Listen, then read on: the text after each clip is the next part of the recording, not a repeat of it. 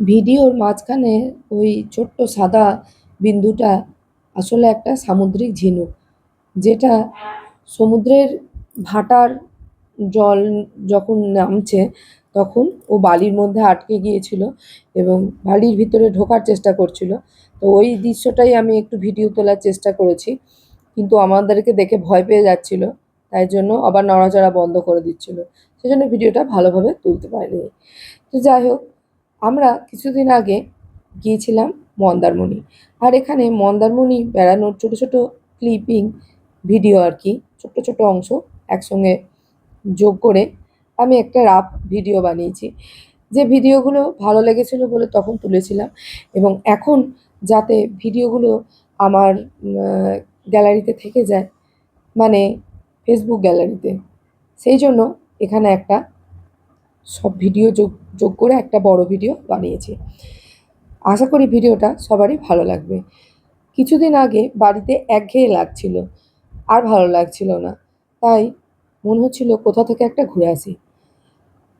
এখন ফেসবুক ইউটিউবের যুগে আমরা যখন কোথাও যাই সাধারণত সেই জায়গাটা সম্পর্কে ভালো করে খোঁজখবর নিয়ে, বা সেখানে হোটেলের কী ব্যবস্থা বা আশপাশে কোথায় কোথায় ঘোরার জায়গা আছে এসবগুলো সম্পর্কে আগে থেকে ইউটিউবে দেখে নিয়ে তারপর আমরা সেই জায়গাটায় যাই। কিন্তু যেহেতু এইটা হঠাৎ করেই ঠিক হয়েছিল, তাই মন্দারমণি সম্পর্কে সেরকম কোনো তথ্য সংগ্রহে আমরা সময় পাইনি। হঠাৎ করেই তড়িঘড়ি ঠিক হয়েছিল এবং আমরা মাত্র ২-৩ দিনের মানে সময়ের মধ্যে সমস্ত গোছগাছ করে নিয়ে আমরা রওনা হই মন্দারমণির জন্য। এবং মন্দারমণি যাওয়া আসা, সেখানে থাকা, ঘোরাটোরা সমস্ত কিছুর একটা ডিটেল বড় ভিডিও আমি পরে আবার একটা আপলোড করব। এগুলো একটু রাফ ভিডিও ছিল, সেগুলোকে এক জায়গায় করে একটা ভিডিও এনেছি, যাতে এই ভিডিওটা আমি পরে দেখতে পাই। আরও একবার এই কথাটা বললাম। তো মন্দারমণি যাব বলে যখন ঠিক করি, তখন আরও কয়েকটা জায়গা আমাদের যাওয়ার মানে চয়েসে ছিল। যেহেতু বলছিলাম যে বাড়িতে আর ভালো লাগছে না, তাই প্রথমে ভেবেছিলাম যে মন্দারমণি, না হলে মায়াপুর, আর না হলে বড়ন্তি যাব, পুরুলিয়ার বড়ন্তি। তা পুরুলিয়া আমরা আগে বেড়াতে গেছি, কিন্তু বড়ন্তি সাইডটা ভালো করে দেখা হয়নি। আর যেহেতু বর্ষাকাল, আর আমার মন্দারমণি যাওয়ারই একটু মনে মনে বেশি ইচ্ছা ছিল, তাই আমার হাজবেন্ডের মায়াপুর যাওয়ার ইচ্ছা থাকলেও সেটা আমরা মা আর ছেলে মিলে বলতে গেলে একটু ক্যান্সেল করে দিই। কারণ আমার যেহেতু মন্দারমণি যাওয়ার ইচ্ছা ছিল, তাই আমি ছেলেকে বলি যে কোথায় যাবি, এই ৩টে জায়গার মধ্যে বল। তো ছেলে দেখছি যে বলে মন্দারমণি যাব। তো তাহলে আমার মনের ইচ্ছাটা পূর্ণ হলো, যেহেতু আমরা দলে ভারী হয়ে গেলাম। তো মন্দারমণি সম্পর্কে বেশি খোঁজ খবর নিইনি, জাস্ট কয়েকটা হোটেলের একটা দুটো ভিডিও দেখেছিলাম। তার মধ্যেই এই লিপসি ভ্যালি হোটেলটা আমরা চয়েস করি। দেখতেই পাচ্ছেন সমুদ্রের একদম সৈকতের ধারে এই হোটেল। মানে হোটেলের একটা গেট আছে মেন রাস্তার দিকে, আর একটা গেট আছে সমুদ্র সৈকতের দিকে।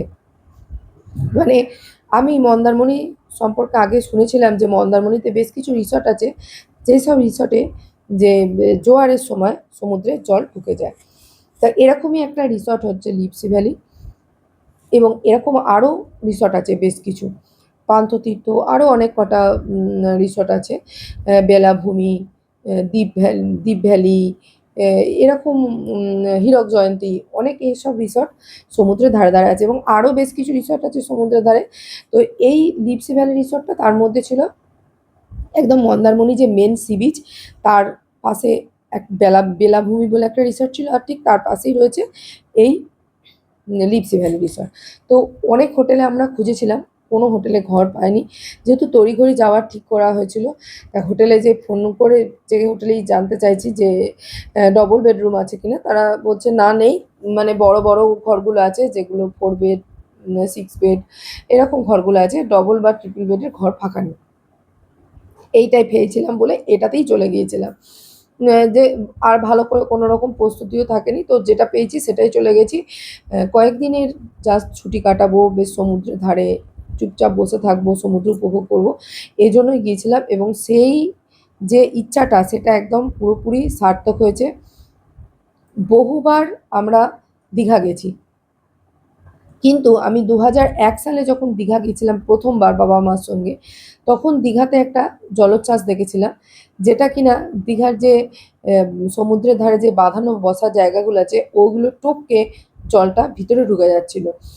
তা তারপরে অনেকবার দীঘা গেছি, কিন্তু ওই জলোচ্ছ্বাস আর কোনোদিন দেখার সুযোগ হয়নি। জাস্ট জোয়ার আসে, আবার ভাটা হয়, কিন্তু ওই রকম জলের কোনোদিন উচ্চতা মানে ঢেউগুলো অত দূর ওঠেনি। আজ এত বছর বাদ, মানে 2001 আর এখন 2026, প্রায় 25 বছর বাদ এই দৃশ্য আবার দেখতে পেলাম। এই হোটেলে থাকার জন্যই হোক বা এই মানে সমুদ্রের জোয়ার ভাটাটা তো অনেকটা তিথির ওপর নির্ভর করে যায়। তিথিটা তখন এমনই ছিল যাতে এতটা জলোচ্ছ্বাস হয়েছে সেই সময়, আর বৃষ্টিও হচ্ছিল। দেখতেই পাচ্ছেন, এটা হচ্ছে আমাদের হোটেলের, যে হোটেলটায় আমরা রিসর্টটায় ছিলাম তার পাঁচিল। পাঁচিলের ভিতরে রয়েছে বেশ কিছু বসার জায়গা। এই জায়গাগুলো আমরা বসে বসে সমুদ্রের মানে জোয়ার ভাটা উপভোগ করেছি। 3 দিন আমরা ছিলাম, 3 রাত ছিলাম ওখানে, মন্দারমণিতে। 3 রাত ছিলাম। তো 3টে রাতে মানে আমি 7 বার, 3 রাত আর 4 দিন, যেহেতু 7 বার আমি জোয়ার ভাটা এখানে বসে বসে দেখেছি। এবং একটু অল্প সময়ের জন্য মেন সি বিচটায় গিয়েছিলাম, কিন্তু যখন প্রচণ্ড মানে জোয়ারের সময়, যখন জোয়ার হচ্ছিল, অল্প সময়ের জন্য মেন সি বিচে গেছিলাম। কিন্তু যেই 7খানা জোয়ার বলতে গেলে আমি এই আটচালাগুলোতে বসে বসে দেখেছি দিনে রাত্রে। এবং এই পাঁচিল টপকে জল ভিতরে ঢুকে আমাকে ভিজিয়ে দিচ্ছিল। এবং এখন দেখে আপনারা বুঝতেই পারছেন যে কোন জায়গায় বসে আছি আমরা, আর জোয়ারের জল কিভাবে রিসর্টের ভিতরে ঢুকছে। তো যদি সমুদ্রকে মন প্রাণ দিয়ে উপভোগ করার হয়, তাহলে আমার মনে হয় যে এইরকম মন্দারমণির এই সমস্ত রিসর্টগুলো হচ্ছে একেবারে আদর্শ। যেহেতু আমরা ভিতরে রয়েছি, পাঁচিল দেওয়া রয়েছে, তাই অনেকটা নিরাপদ জায়গায় রয়েছি। সমুদ্র কাছে জলোচ্ছ্বাসটা হচ্ছে ঠিক কথা, কিন্তু আমরা নিরাপদ জায়গাতেই রয়েছি, যাতে মানে যে জোয়ারের জলে যে টেনে নিয়ে যাওয়ার একটা প্রবণতা, আমরা যেহেতু জলে নামিনি, জাস্ট দূর থেকে উপভোগ করছি, তো এগুলো হচ্ছে একটা আদর্শ জায়গা।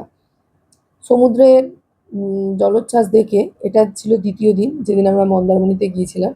জলোচ্ছ্বাস দেখে তারপরে আমরা দুপুরে লাঞ্চ করে, তারপরে সমুদ্রে চান করে, তারপর আবার ফ্রেশ পরিষ্কার জলে চান করে আমরা গিয়েছিলাম মোহনা, লাল কাঁকড়ার বীচ। মানে মন্দারমণিতেও একটা মোহনা আছে।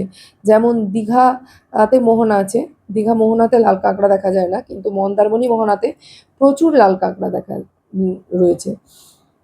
যে তালসারিতে আমরা গেলে কি হয় যে আমাদের নয় নৌকা করে চড়ে যে লাল কাঁকড়া দেখতে হয়, অথবা বাইকে করে বেশ কিছুটা বিচ থেকে, মানে মেন সি বিচ যেখানটায় নামা হচ্ছে সেখান থেকে গিয়ে একটু বাঁদিকে বাইকে করে গিয়ে আমাদেরকে দেখতে হয় লাল কাঁকড়াগুলো, বা দ্বীপে গিয়ে। কিন্তু এই যে এখানে মানে মন্দারমণির যে মোহনা রয়েছে, এখানে জাস্ট মোহনা থেকে বিচটাতে নামলেই, মানে মোহনার বিচে নামলেই দুদিকে প্রচুর লাল কাঁকড়া, এবং ছোট ছোট নয়, বড় বড় আকারের লাল কাঁকড়া। তালসারিতে লাল কাঁকড়ার আকার যা, আর এখানে কাঁকড়ার মানে সংখ্যাও বেশি, আকারও প্রচুর। আর একটা বিশেষ ধরনের গাছ দেখেছি এখানে, এই গাছগুলো আগে দেখিনি, তাই একটু ছবি তুলে রাখলাম। তো 2টো দিন মন্দারমণিতে আমাদের জোয়ার দেখতে দেখতে, জোয়ার ভাটা দেখতে দেখতে সমুদ্রে কোথা দিয়ে যে কেটে গেল মানে বুঝতেই পারলাম না। এটা ছিল মানে 3য় দিন সকালবেলা। যেহেতু বর্ষাকাল, তাই সূর্যোদয় দেখার কোনো মানে সুযোগ নেই বলতে গেলে। দেখুন বালির ওপরে এই যে নির্জন সমুদ্র সৈকতে, বালির ওপরে যে সমুদ্রের যে স্রোত, ঢেউ, তার যে আলপনা, আর সকালের হালকা আলো, এই দুটোকে আমরা সুন্দর করে উপভোগ করলাম বলতে গেলে। সমুদ্রের জলের, অল্প জলে, ছিপছিপে জলে জাস্ট জুতোটা ভিজছে, এরকম জলে হেঁটে বেড়ানোর আনন্দই আলাদা। মানে বিশেষভাবে সমুদ্রকে উপভোগ করা হয়েছে এবারে আমাদের, যাকে বলে এত ভালো লেগেছে আমার যে সেটা আমি ভাষাতে কতটা বোঝাতে পারছি জানি না। খুব ভালো লেগেছে। আগে আমরা যখন দীঘা গেছি, তখন আমরা কি করেছিলাম, ট্রেনে করে গেছি। ট্রেনে করে যেতে গিয়ে আমাদের প্রচুর দেরি হয়েছে। মানে এত ট্রেন লেট করেছে যে দীঘা পৌঁছাতে আমাদের দেরি হয়েছে, এনার্জি লস হয়ে গেছে। কিন্তু এইবারে মানে যেতে যেতেই ক্লান্ত হয়ে পড়েছি, তারপর হোটেলে গিয়ে রেস্ট নিয়ে তারপর আমরা সমুদ্র দেখতে পেয়েছি। কিন্তু এবারে যেহেতু আমরা বর্ধমান থেকে বাসে করে গিয়েছিলাম, হাওড়া থেকে ট্রেনে করে গেলে ট্রেনটা প্রচুর লেট করে। আর বর্ধমান থেকে যেহেতু বাসে করে গিয়েছিলাম, আর বর্ধমানে যে বাস স্ট্যান্ড থেকে দীঘার বাস ছাড়ে তার খুব কাছাকাছি আমাদের বাড়ি। সেই জন্য মানে কোনো সময়ের অপচয় হয়নি। এখান থেকে আমরা বাসে করে চাউলখোলা গেছি। চাউলখোলা থেকে আমরা টোটো রিজার্ভ করে চলে গেছিলাম আমাদের রিসর্টে। আর রিসর্টে গিয়ে থেকে আমি এবারে সমুদ্রকে মানে মন প্রাণ ভরে উপভোগ করেছি, দেখেছি। আর আপনারা সবাই জানেন যে মন্দারমণির প্রায় মানে অনেকেই জানেন মন্দারমণির যে বিচে এরকম স্যাকগুলো রয়েছে, বলছে এগুলোকে স্যাক মানে মাচা আর কি। এর ওপরে উঠে কিন্তু এই জোয়ারের সময় উঠলে এই স্যাকগুলো কিন্তু দোলে এবং ভয় লাগে। এখানেও মানে নানা রকম খাবার দাবার পাওয়া যায়। এবার দেখুন ভালো মন্দ সব জায়গাতেই আছে। কেউ ওখানে খারাপ কাজে মানে যদি কেউ ড্রিঙ্ক করবো বলে যায় সেটাও হবে। আবার যদি কেউ উপভোগ করবো বলে যায় সমুদ্র সেটাও হবে। যদি কেউ ভাবে যে ওখানে বসে স্ন্যাক্স খেতে, খেতে সমুদ্র দেখবো সেটাও হবে। আপনার নিজে আপনি ঠিক করবেন যে আপনি কিভাবে সমুদ্রটাকে উপভোগ করবেন বা আপনি কিরকম কালচার আপনি নিজেকে দেবেন সেটা আপনার পুরোটাই নিজের ওপর নির্ভর করে। এই স্যাক সম্পর্কে অনেক রকম অনেকের মনে ধারণা আছে। সেইজন্য এই কথাগুলো আমি বললাম। আমি একবার গিয়েছিলাম স্যাকের ওপরে, প্রচণ্ড নড়ছিল এবং ভালোও লেগেছে। আর বললাম এই যে জলোচ্ছ্বাসটা হচ্ছিল না, এই জলোচ্ছ্বাসটা ক্রমশ এত বেড়ে যাচ্ছিল যে মোবাইল পুরো ভিজিয়ে দিচ্ছিল। আমাদেরকে তো ভিজিয়ে দিয়েছে, মোবাইলও ভিজিয়ে দিয়েছে। তাই মোবাইলগুলো বাধ্য হয়ে ঘরে রেখে আসতে হয়েছিল, মানে হোটেলের ঘরে। তাই যখন প্রচণ্ড জলোচ্ছ্বাসটা হয়েছে সেই সেই ক্লিপিংগুলো আমি নিতেই পারিনি। যেই আমাদেরকে ভেজাতে শুরু করেছে তখনই আমি ভয়ে মোবাইলটা রেখে দিয়ে এসেছি। যে দেখুন গেটের কাছে জল চলে এসছে। টানা ৩ দিন ধরে এই দৃশ্য মানে ৩ রাত ৪ দিন ধরে এই দৃশ্য আমি উপভোগ করেছি। আপনারা যদি যান মন্দারমণি, আমার মানে আমি আপনাদেরকে একটু বলতে পারি, এটুকু সাজেস্ট করতে পারি যে আপনারা অ চেষ্টা করবেন যে সমুদ্রের ধারের রিসর্টগুলো বা হোটেলগুলো নিতে, যার মধ্যে এরকম জলোচ্ছ্বাস সে জল ঢুকছে। তাহলে সেটা একটা বিশেষ অভিজ্ঞতা হবে। ২০২১ সালে আমি যে সমুদ্রের লাস্ট মানে আমি জলোচ্ছ্বাস দেখেছিলাম, তারপর সেই পুরো ব্যাপারটাকে ছাপিয়ে গেছে এই ২০২৬-এর আমার মন্দারমণি ভ্রমণ আর এই জলোচ্ছ্বাস। এইটা আমার প্রচণ্ড ভালো লেগেছে। আমি হয়তো ভেবেছিলাম যে দীঘাতে সেই যে জলোচ্ছ্বাস দেখে এসেছি সেটা আর হয়তো কোনোদিন দেখতে পাবো না। কিন্তু আমার ধারণাটা ভুল প্রমাণ হয়েছে। মন্দারমণি না বেড়াতে গেলে এত সুন্দর সমুদ্র মানে আমার দেখাই হতো না। আমি বঙ্গোপসাগর দেখেছি, আরব সাগর দেখেছি, ভারত মহাসাগর দেখেছি। হ্যাঁ? কিন্তু উম এই মন্দারমণির সমুদ্রের মানে এই যে দৃশ্য এবারে দেখেছি, এরকম আমি কোথাও দেখিনি। আর চেন্নাইতে যে মেরিনা বিচ আছে, ওটা পৃথিবীর দীর্ঘতম বিচ। কিন্তু ওখানেও সমুদ্রের ঢেউ এত সুন্দর নয়। আর এই যে দেখুন আমাদের রিসর্ট, এটা আজকে সকাল যেদিন আমরা চলে আসবো সেদিনের সকালের ছবি। সুন্দর হাওয়া দিচ্ছে, মেঘলা আকাশ। আর শেষবারের মতন একবার সমুদ্রটাকে মানে এইবারের মতন আর কি আমি আবার মন্দারমণি যাবো, অবশ্যই যাবো। আর এত ভালো লেগেছে আরেকবার তো যেতেই হবে। তো লাস্ট বার যেদিন চলে আসবো সমুদ্রটাকে ভালোভাবে উপভোগ করে নিয়ে একদম পুরো ছবি তুলে নিয়ে আমরা তারপর চলে মানে গোছগাছ করে বেরোলাম এবং আমরা আবার বাসে করেই এসেছি বর্তমানে। যাওয়াটা আমাদের খুব কমফোর্টেবল হয়েছিল, বাসটা খুব সুন্দর গিয়েছিল। কিন্তু ফেরার সময় একটু রাস্তায় মানে জ্যাম হয়ে গেছিলো। তার জন্য একটু দেরি হয়েছিল ফিরতে। তো ওটা তো হতেই পারে বাইরে কোথাও গেলে। আর মন্দারমণির আরও ভালো সুন্দর ডিটেল ভিডিও আমি পরে একটা আপলোড করব। আর এই ভিডিওর মধ্যে কি অনেক আমি হাবিজাবি কথা বলে দিলাম। যদি আপনাদের শুনতে ভালো লাগে তাহলে সেটাও কমেন্ট করে জানাবেন। আর যদি ভালো না লাগে তাহলে সেটাও কমেন্ট করে জানাবেন।